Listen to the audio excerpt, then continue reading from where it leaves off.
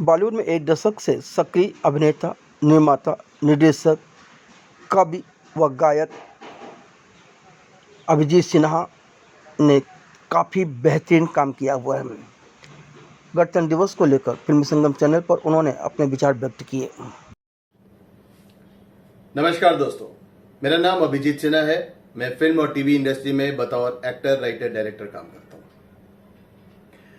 दोस्तों, 15 अगस्त 1947 को हमारा देश आजाद हुआ था और 26 जनवरी 1950 को हमारा संविधान लागू हुआ था। और इस दिन हम पूरे देश में इस दिन को गणतंत्र दिवस के रूप में मनाते हैं। मित्रों, बहुत खुशी की बात है कि आने वाले 26 जनवरी 2024 को हम अपने 75वां गणतंत्र दिवस मना रहे हैं। अब आप ये सवाल कर सकते हैं कि इतने सालों में देश ने क्या खोया, क्या पाया।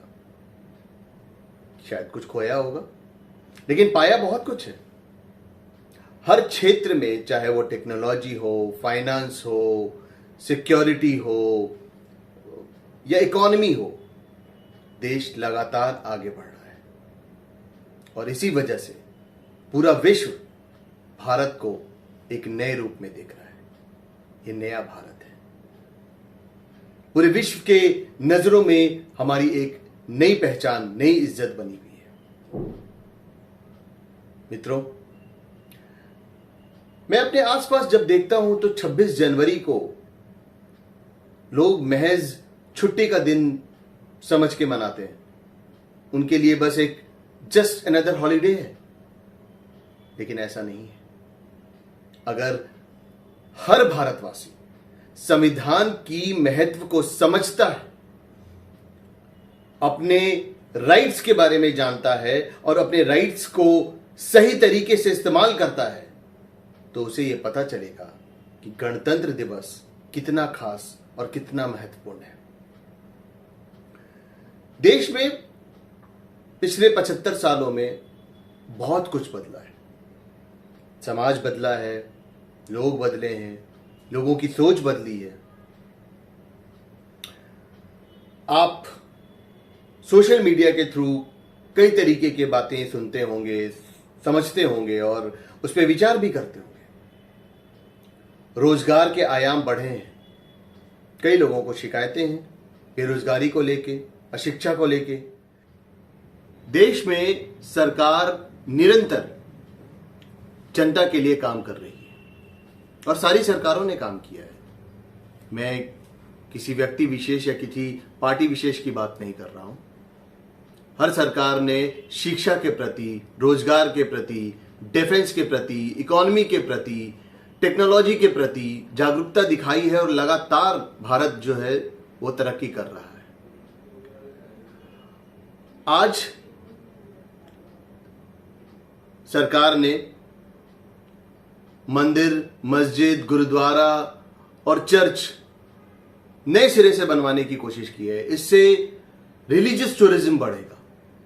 टूरिज्म का बहुत बड़ा योगदान है देश में और टूरिज्म के वजह से काफी इकोनॉमी को फायदा होता है। तो जो नई राह पे हम चल रहे हैं, वहां पे हम देख रहे हैं कि आज राम मंदिर बन चुका है। ये वाराणसी में काशी मंदिर बन रहा है, द्वारिका में, मथुरा में बना रहे हैं, अयोध्या में मस्जिद बन रहा है। तो ऐसे कई नई योजनाएं हैं जो रिलीजियस टूरिज्म को फायदा पहुंचाएंगी। शिक्षा की बात करें तो शिक्षा में हमने तरक्की की है और 75 सालों में आईआईटी, आईआईएम्स और IIIT और एम्स और कई ऐसी संस्थानें हैं जिससे हमने बहुत ही युवाओं को एक नई रास्ते दिखाए हैं। इन इंस्टीट्यूशन से निकले हुए जो यूथ हैं वो पूरे वर्ल्ड में नाम कमा रहे हैं। जहां तक सवाल रोजगार का है, शिक्षा का है, मुझे लगता है कि और काम होना चाहिए, क्योंकि हम बहुत सारी कुरीतियों से घिरे हुए हैं।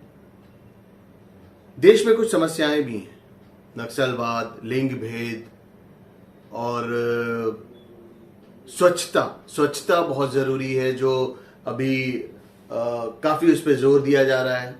तो देश में स्वच्छता अभियान चल रहा है। अब हम देखते हैं कि गांव-गांव में टॉयलेट्स बन रहे हैं, उस पर एक बहुत बड़ा जोर है। और एक तरीके से सहजता जो है वो लोगों में आ गई है सफाई को लेकर के।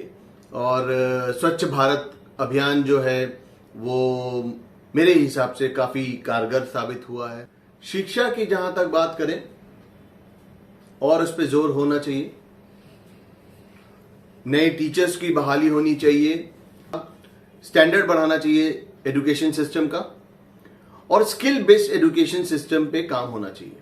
शायद अगर 75 सालों में हमने स्किल बेस्ड एजुकेशन पे काम किया होता, या